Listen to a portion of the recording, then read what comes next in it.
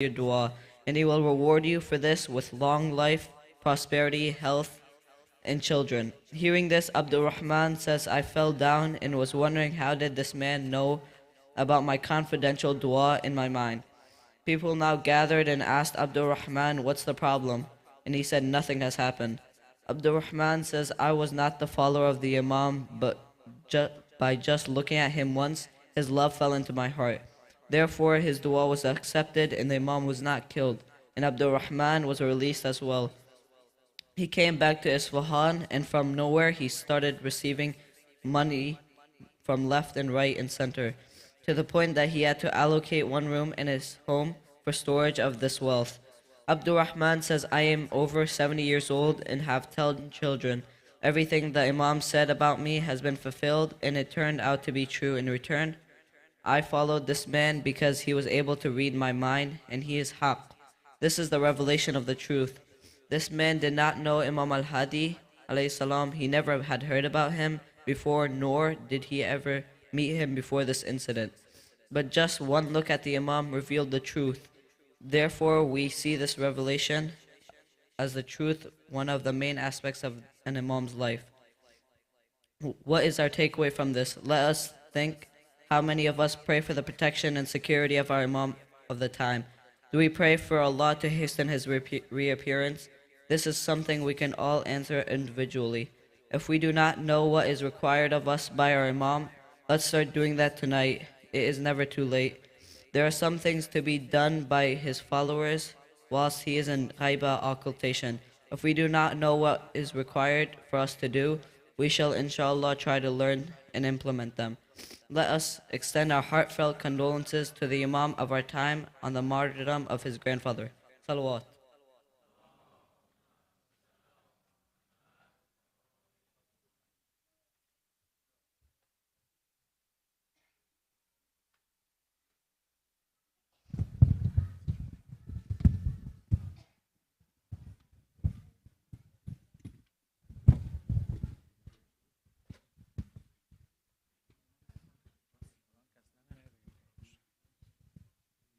بر محمد و آل محمد صلوات. اللهم صل على محمد و آل محمد. بسم الله الرحمن الرحیم.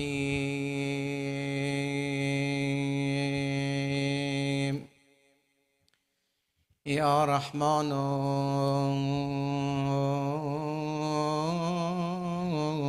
یا رحیم. ای کریمی که از خزانه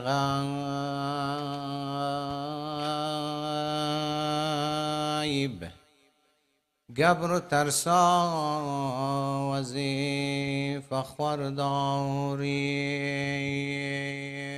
دوستان را کجا کنی محروم؟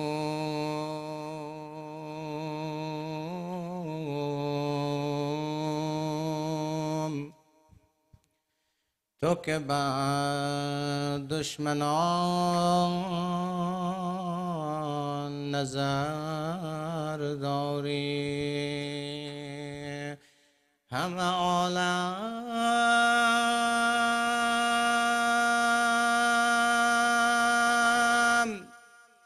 به علیم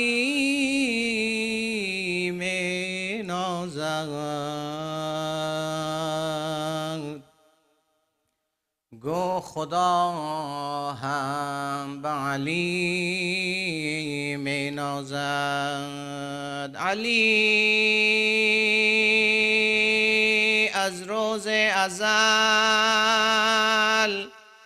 حیدر بود،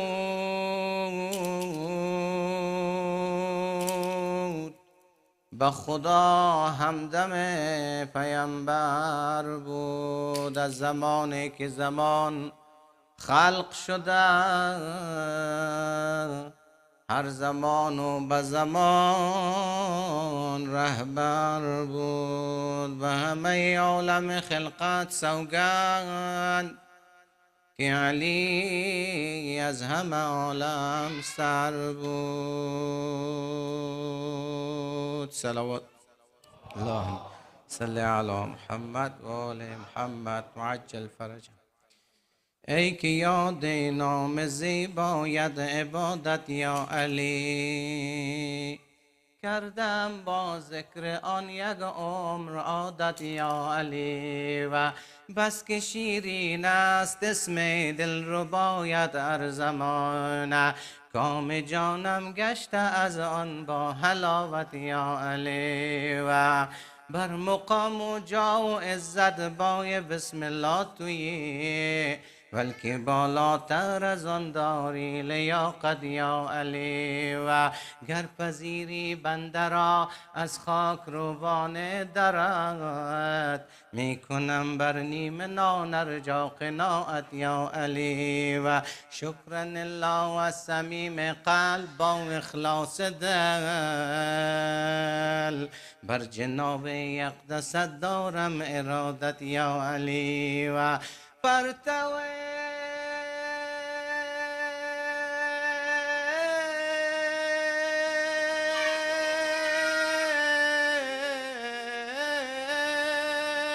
پرتوی نور جمالت تاف بر جان و دلم، یافتم بر مدح اوصافت رشادت یا علی. ای که هستی قاسم خلد و جهیم و نور و نار، دست ما بر دامنت روز قیامت یا علی. و هم به قرآن و تورات و انجیل و زبور حق تعالی کرده وصفت با صراحت یا علی. و در تمام ما سوی الله این شرافت کس نیافت، جز تو کس در خانه کعبه ولادت یا علی. و گشت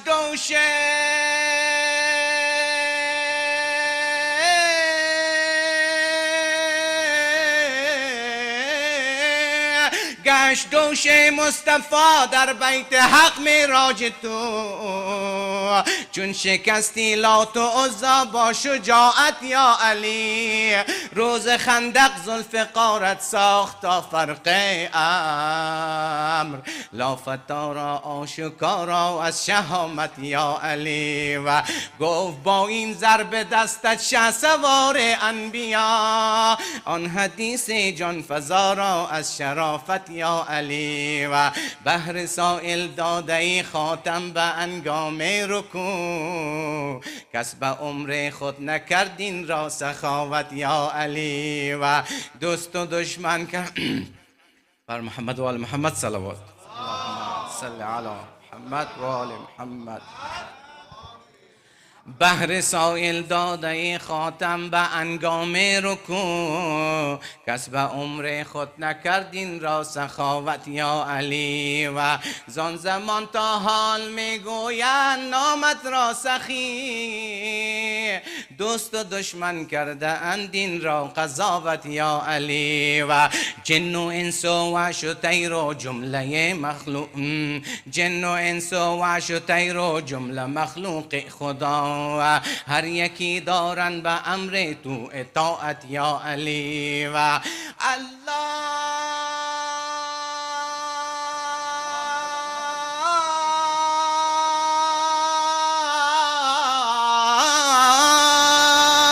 ای بسا مردم که در دشت و بیابان دیدن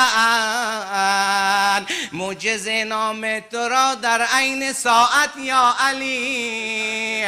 شیر را ارجا دهند سوگند بر شیر خدا، میکند تعظیم نامت با کرامت یا علی. و ای ولایت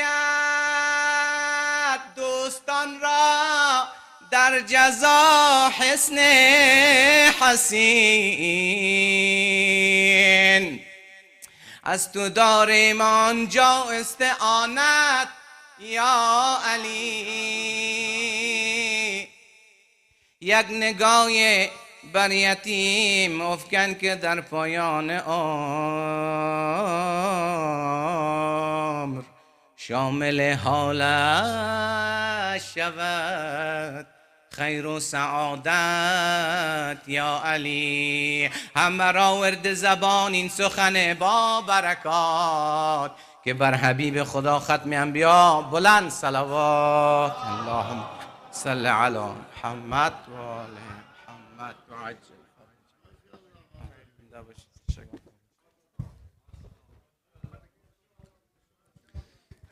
Please recite the salawat for everyone who recited Quran, speech, and also manqabat. Please recite a loud salawat.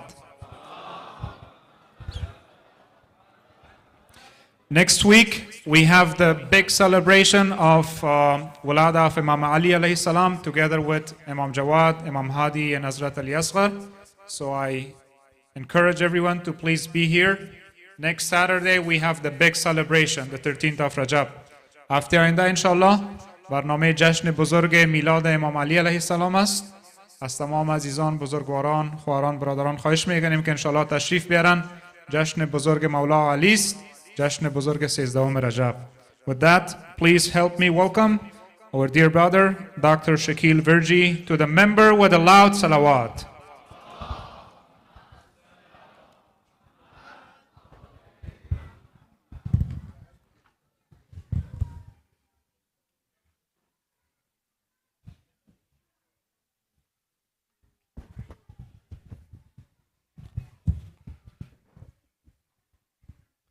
صلوا على محمد وآل محمد. اللهم صل على. أعوذ بالله من الشيطان اللعين الرجيم. بسم الله الرحمن الرحيم. الحمد لله رب العالمين، والصلاة والسلام على أشرف الأنبياء والمرسلين وخاتم النبيين بالقاسم محمد. اللهم صل على محمد. والصلاة والسلام على أهل بيته الطيبين الطاهرين المعصومين المظلومين، واللعنة الله على أعدائهم أجمعين. أما بعد، قال الله سبحانه وتعالى في كتاب مبين والقرآن المجيد: بسم الله الرحمن الرحيم. ألهاكم التكاثر حتى زرتم المقابر، كلا سوف تعلمون ثم كلا سوف تعلمون. صدق الله العلي العظيم. صلوات الله.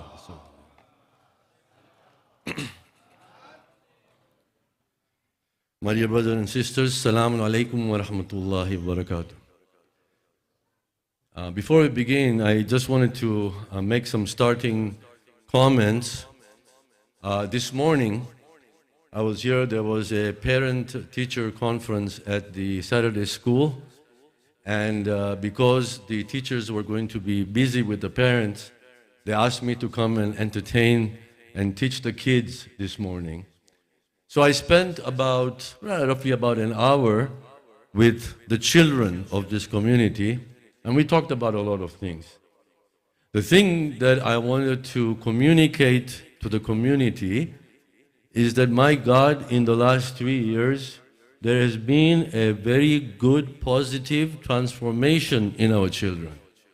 You know, the kids knew a lot of information that I was asking them. They had knowledge. Some had more, some had little, but overall, it was a big improvement from where we were 3 years ago. So the point of all of this, my dear brothers and sisters, is for those who are bringing the children for the Saturday school, please continue to bring them. And for those who are not bringing your kids, you don't have the time, something is going on, make an effort to bring them to the Saturday school, because inshallah it will be very beneficial for them. Sallu ala Muhammad wa ali Muhammad.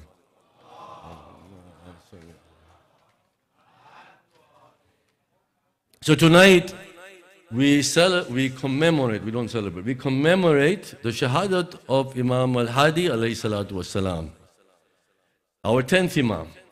Now, I've heard, and Brother Mustafa did make the announcement in Farsi, that the 1st of Rajab, which is today officially, is the wiladat of Imam Baqir alayhi salam, and tomorrow is the Shab, because day after tomorrow is the day of shahadat of Imam Al-Hadi. But the way we set up our programs, we try to set them up over the weekend, because on weekdays it's hard for everybody to come. And we try and, go by whatever information that we have, and we set the programs that way. So at Maghrib today, the day of Wiladat is finished. We are now in the shop of the second. In any case, these are historical dates, and whenever we do get together to commemorate either by Shahadat or Wiladat, what are we talking about? We're talking about the fadilat of the Imams. We're talking about the Imams and try to learn from them. So it really doesn't matter whether we are doing Wiladat or Shahadat. Inshallah, all of this is going to get accepted by Allah subhanahu wa ta'ala. So we come to Imam Al-Hadi alayhi salam. Now with Imam Al-Hadi alayhi salam, when I started to read, well, I've known about this, but I started to look at some specific dates about Imam Al-Hadi, because in my mind, I always thought that the youngest Imam was Imam Al-Jawad. But when you really look into the history, there are some, there are some disagreements. But one of the places it says that when Imam Al-Jawad alayhi salatu wasalam was martyred, Imam Al-Hadi was only 6 years old. This is a historical fact. So if he took the imamat immediately, then he was probably the youngest Imam, that we had. But again, these are historical dates, we're not sure about it. Point is that both Imam Al-Hadi and Imam Al-Jawad became Imams at a young age. 9 years old, 8 years old, 6 years old, whatever it is. Now, for a lot of people, the idea of having an Imam that is this young is mind-boggling. Because how can you have a child taking on the responsibility of the entire Muslim Ummah? But that is because most of us, I've said it in the past, we are age biased. We think in terms of age. And yes, that makes a logical sense that the younger you are, the less experienced you are, the less knowledge you have. And you can't take up positions of leadership or imamat or things like that. But when it comes to the realm of Allah subhanahu wa ta'ala, then even a newborn infant can speak as as Prophet Isa alayhi salam. That by all means, that was not supposed to happen.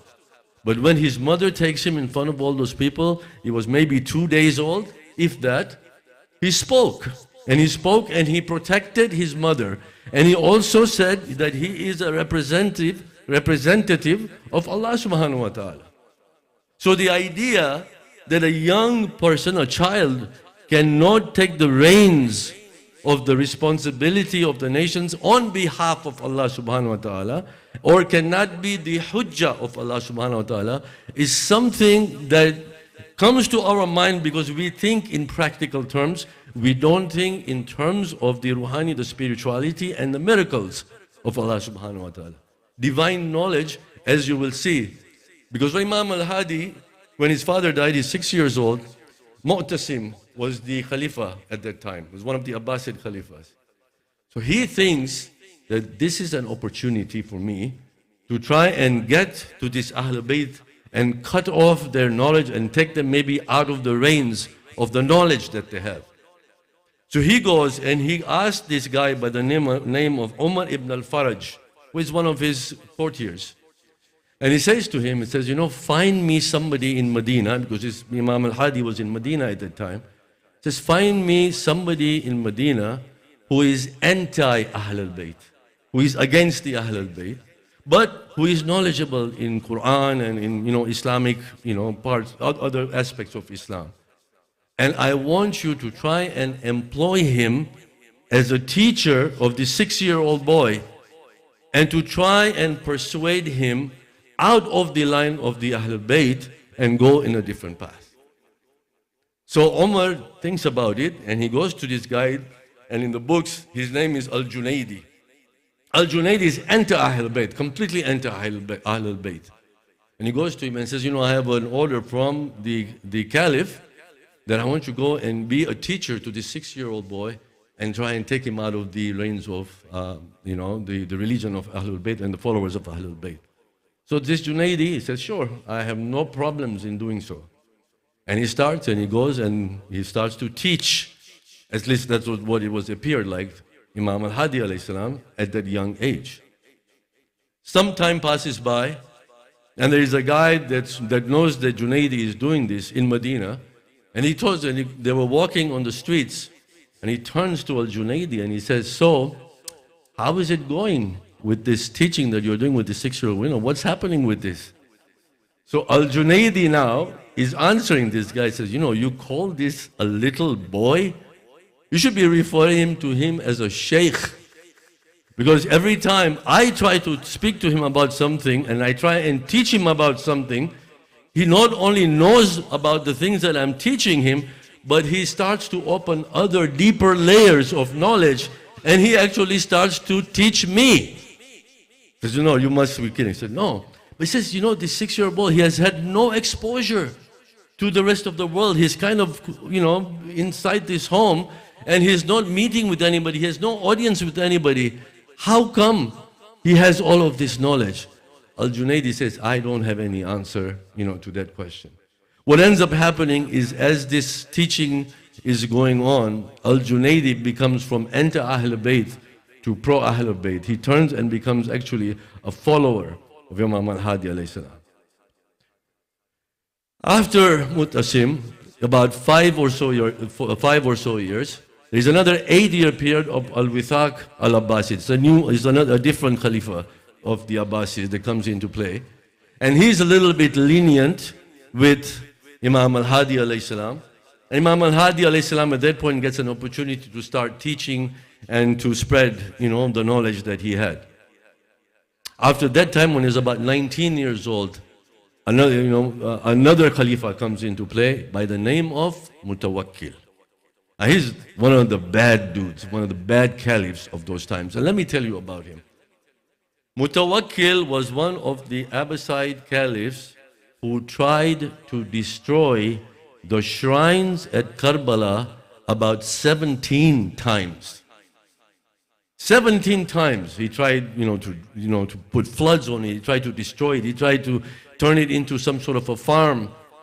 All of these things he was not successful with, by the miracle of Allah subhanahu wa ta'ala. He started stopping people from going to perform ziyarah of Imam Hussein alayhi salam. He started to tax people. As they were walking towards Karbala, they would get stopped and they would start to have to pay high taxes in order for them to enter Karbala. This is what Mutawakkil was doing. At some point in time when even that was not working, because people still went to do the ziyarah of Abu Abdullah, he started to tax them a different way. He started to mutilate them, to take parts of their bodies, to take their arms. 1 year somebody would go, they want to go to Karbala, I say, you want to go in? I'm going to take your right arm. The person would say, yeah, take my right arm. There is an incident with one of the other persons. He came there, he was going there and he was stopped by the people. And when he was asked, usually they cut the right arm off. And they took the drape off to take the right arm, they find the right arm was gone. They said, what happened to you? He said, I came last year, they cut off my right arm. Now if you want, you can take my left arm off. This was the kind of dedication that people have to go to perform the ziyarah of Abu Abdullah alayhi salam. But Mutawakkil was the one who was creating all these hindrances, all these obstacles, for the people to go there. The governor of Medina, after a period of time when Mutawakkil became the caliph, he started to notice something, that a lot of people were gathering around Imam Al-Hadi, and he was starting to build a level of influence with the people. Of course, when somebody is speaking to you kindly, somebody is nice to you, somebody is respectful to you, somebody who is spreading knowledge for you and teaching you the good things, he's going to attract attention. Someone who is truthful, who is generous, who is kind, is going to attract attention. So the governor sends a letter to Mutawakkil, and he says to him that this guy, this young man here now from the Ahl Bayt, is beginning to garner a lot of strength here in Medina, and you need to do something about it. Because pretty soon, he's going to become so influential that he could become a problem for you. So Mutawakkil then sends an army or a few people, in an entourage, making it look like something honorable was happening to Imam Al-Hadi, and sent the people over to Medina to go and get Imam Al-Hadi to bring him to Samara, where he was. Now, the capital during the Abbasid Caliphate was in Baghdad. But at that time, the Turks, the Turkish people, were beginning to start invading Baghdad, and they had to, a lot of these Abbasid caliphs ending up in Samarra, which is where Imam Al-Hadi alayhi salam was invited by Mutawakkil. Imam Al-Hadi knew that even though the invitation was something that was going to be respectable, there is a game that Mutawakkil was playing behind the scene. And because once he goes back, when he goes to Samarra, he's going to be in a lot of problems. And that's exactly what happened. He was taken over there, and Mutawakkil did not even go and speak to Imam Al-Hadi. He was put in a place, where people that were not in the best of situations were placed in, trying to humiliate Imam Al-Hadi. And Imam Al-Hadi basically said, and then there were people who went and told Mutawakkil, finally he was put inside a prison. In that prison, there was a person who was guarding him, that Imam Al-Hadi was able to influence him in a way that even the prison guards started to take sympathy on Imam Al-Hadi. Soon Imam Al-Hadi, Mutawakkil sent somebody by the name of Sa'id to guard him, and he was an extremely, extremely cruel person that treated Imam Al-Hadi in the worst of ways. There was a guy by the name of, what's his name here? Please recite the salawat. Allahumma salli ala Muhammadin wa ali Muhammad. Fadl ibn Khaqan. Fadl ibn Khaqan was a follower of Imam Al-Hadi. And these names are not important, but I need to say them to create authenticity to these stories. So this Fadl was a follower of Imam Al-Hadi, and he was a very smart man. He was a very, very meritorious kind of a person, that he managed to get a ministerial position in the court of Mutawakkil. And it was this Fadl who was basically trying and influencing Mutawakkil to take Imam Al-Hadi out of the prison and put him into house arrest. And that is how Imam Al-Hadi ended up in the area pretty much where his Rosa is, in Samarra, because Mutawakkil allowed him to build a little house, and Imam Al-Hadi stayed in this house as under house arrest. Someone went to Mutawakkil during this period of time and said to Mutawakkil that Imam Al-Hadi alayhi salam has got a lot of money, has got a lot of arms, and he's preparing an army to come and attack you, and you better start being careful because he is going to rebel against you. Somebody did some fitna against him. So Mutawakkil, who is extremely concerned about his position on the throne, went and sent people to the house of Imam Al-Hadi. And this is where basically I'm going to connect the verse of the Quran and the conversation that takes place between Mutawakkil and Imam Al-Hadi comes into play. These people come into the house of Imam Al-Hadi and they search everywhere. They searched all over the house, they couldn't find anything. And they went into one of the rooms, and Imam Al-Hadi alayhi salam was basically sitting on the ground, and he was indulged in worshipping Allah subhanahu wa ta'ala. He was reading the Quran, and he was just engaged with his Creator. So these people that went to get him picked him up in the same state that he was. He was wearing a cotton cloak, and they got him. This is in the middle of the night. This is happening. In the pitch dark, in the middle of the night. They grab him, and they take him to the court of Mutawakkil. While Mutawakkil Abbasi is sitting with his friends and his people of the court. And what were they doing? They were consuming alcohol, they were celebrating, they were behaving, in a celebratory kind of a way, in the most haram way one could possibly think. And in this environment, our Imam was brought. So when Imam Al-Hadi is brought in front of Mutawakkil, who is sitting on the throne, drinking and, indulging in that, he smiles to Imam Al-Hadi. This is exactly the narration, the way it says. And he says, why don't you join us? And inviting the Imam to consume alcohol with him. So Imam Al-Hadi says that my flesh will never mix with this thing. This is not me. My flesh will never mix with this thing. And he actually dismisses Mutawakkil. So Mutawakkil now is trying to redeem himself. And he turns to the Imam and says, why don't you recite some kind of poem? Why don't you do a mushaira, and entertain, these guests of mine? Imam says, these are not the things that we do. We don't do mushairas like this. The Mutawakkil insists. Says, no, you have to do something. Says, you have to recite some kind of a poem. So I'm going to recite to you the English translation of what Imam Al-Hadi told Mutawakkil. It's a very powerful statement. In fact, it's one of the trademarks, I believe, of Imam Al-Hadi and his conversation with Mutawakkil that took place in this court. The verse of the Quran that I recited, from Surah Al-Takathur, Al-Hakum Al-Takathur, Hatta Zurtumul Makabir. What is Allah saying? He says, mankind is getting distracted, is getting busy in collecting and making more and more and more of their wealth and collecting for this dunya. Hatta zurtumul maqabir, until they come to their graves. This is Allah subhanahu wa ta'ala saying in the Quran. Kalla sawfa ta'lamun. No, but when they come to the grave, they will know. Summa kalla sawfa ta'lamun. Nay, repeats it again. When they come to their grave, they will come to know. So, bearing in mind these verses of the Quran, this is the response that Imam Al-Hadi gives to Mutawakkil, who is the most powerful person in those days. The most powerful person. Nothing can do anything to him. He was the most powerful person. I wish there was the Arabic version because I'm sure it sounded much better, but we will deal with the English.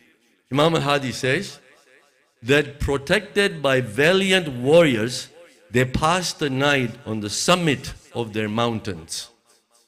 You have guards. You have created these lofty towers, talking about the mountains.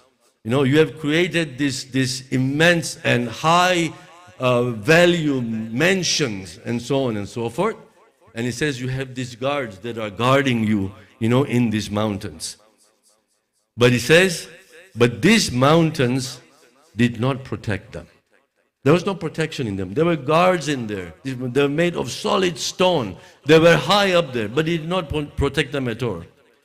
After all their power and pomp, they had to descend from the lofty fortresses to the custody of their tombs.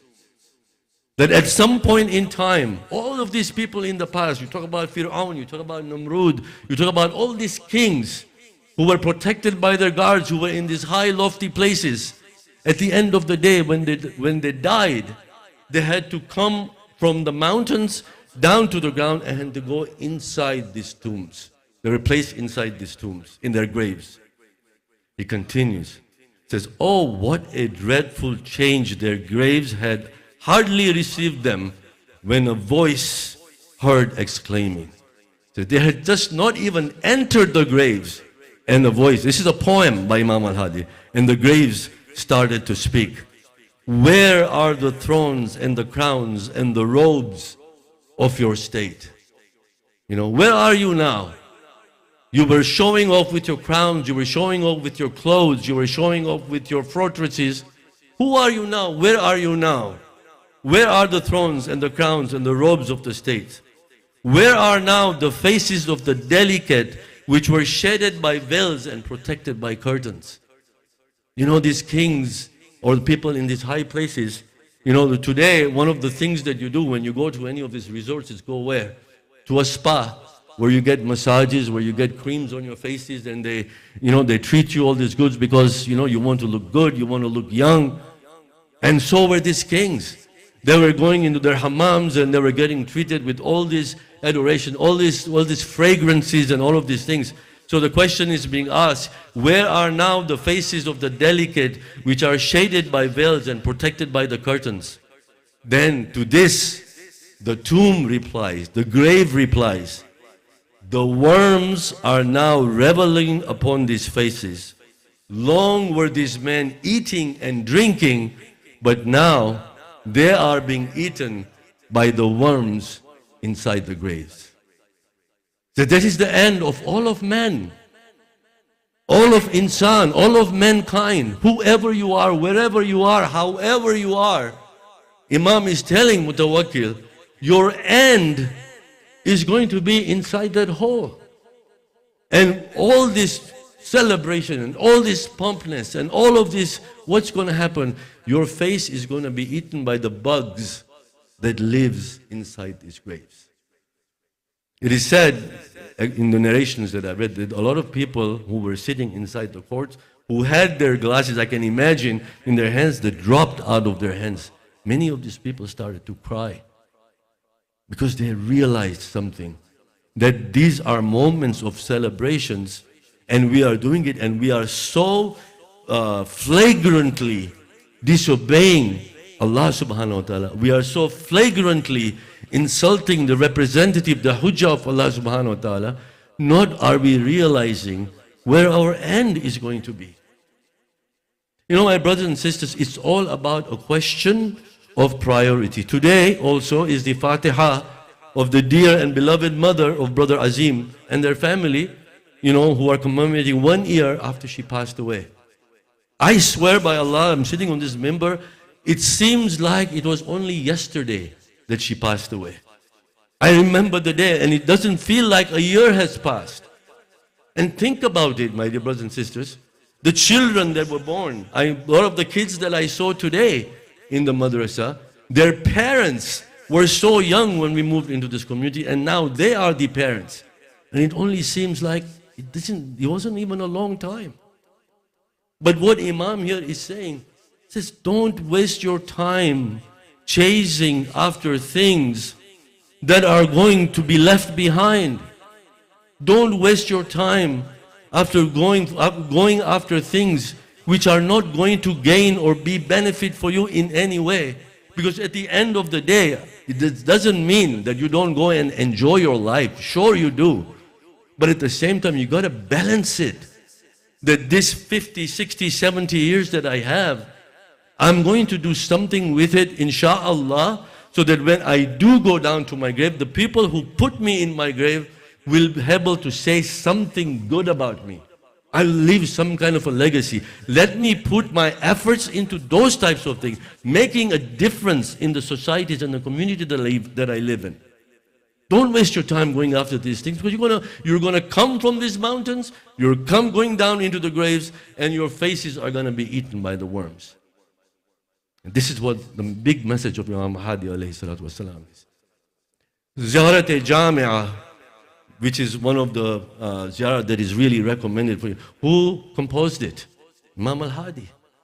In fact, after Imam Zainul Abidin alayhi salam, Imam Sajjad alayhi salam, who wrote Sahifa-e-Sajjadiyah, the next Imam who has written the most du'as are Imam Al-Hadi. A lot of people don't know that.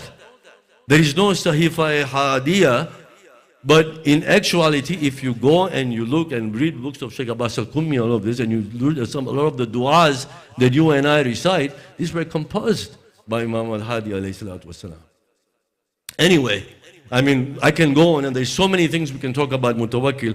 What ends up happening is Mutawakkil was such a horrible tyrant that his own son ends up killing him. Okay, and the son, whose name is Muntasir. Okay, Muntasir becomes the Khalifa after after Mutawakkil.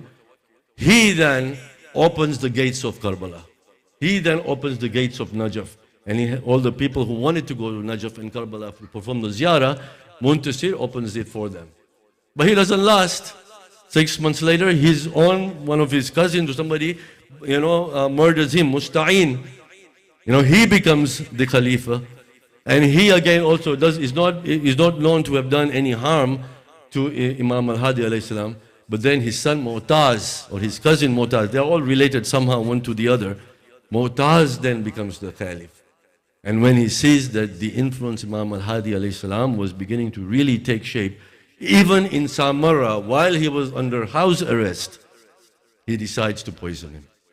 And he gets some of the guards together and puts some poison inside the food, which Imam consumes, which leads, basically to his martyrdom.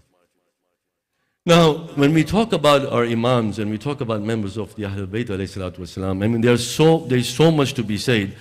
First of all, we see that they are at a young age, they lose their parents, they become yatim. But they don't stop, it doesn't do anything to their faith. They continue with their mission. They continue to work hard. Even at the time of his death of Imam Al-Hadi alayhi salam, while he was in that house arrest, he digs a grave for himself, narrations say. And then when he is martyred, his son, Imam Hassan al-Askari alayhi salatu wasalam, buries him in the grave. And narration said that there were not too many people at the funeral of Imam al-Hadi. In fact, one narration says it was only Imam Hassan al-Askari who was there, for his funeral. That's in very, very brief, my dear brothers and sisters, a short biography of Imam al-Hadi. A lot of us really don't focus on some of these later imams to try and learn about the history and what they contributed, to the faith that you and I have received today. And they really do deserve our attention, in our studies, inshallah, because every member of the Ahlul Bayt, all the Aimma alayhi salatu wasalam, are just as important, inshallah. Let us raise our hands and make dua. We make dua for all of those who are oppressed. We make dua for all those who are sick. We make dua for all our kids who are in college, who are trying to get admissions to higher education, that may Allah subhanahu wa ta'ala grant them the admissions to their higher education. And not only just higher education, they grant them in the best of schools and in the best of professions. We need to grow this community, my dear brothers and sisters. The best of professions in which they can bring their success back to our community. Let us pray for them. We pray for the young men and the young women of our community who are not married. May Allah subhanahu wa ta'ala grant them a righteous spouse soon, so that they can begin the journey, this beautiful journey of marriage, inshallah. Before we end, there is a request for Dua Shafai Mariz. Brother Mehdi's mother is quite ill. She's in California. And Brother Mehdi just came back from there. So along with all the people who are sick, let us recite Amma Yujib 5 times and pray for Shafa and Mariz for everyone, for all the Shafa, for all the Mariz, inshallah. Bismillahir Rahmanir Rahim. Amma yujibul mustarra iza da'a wa yakshifu as-su'. أما يجيب المضطر إذا دعا ويكشف السوء أما يجيب المضطر إذا دعا ويكشف السوء أما يجيب المضطر إذا دعا ويكشف السوء أما يجيب المضطر إذا دعا ويكشف السوء صلوا على محمد وآل محمد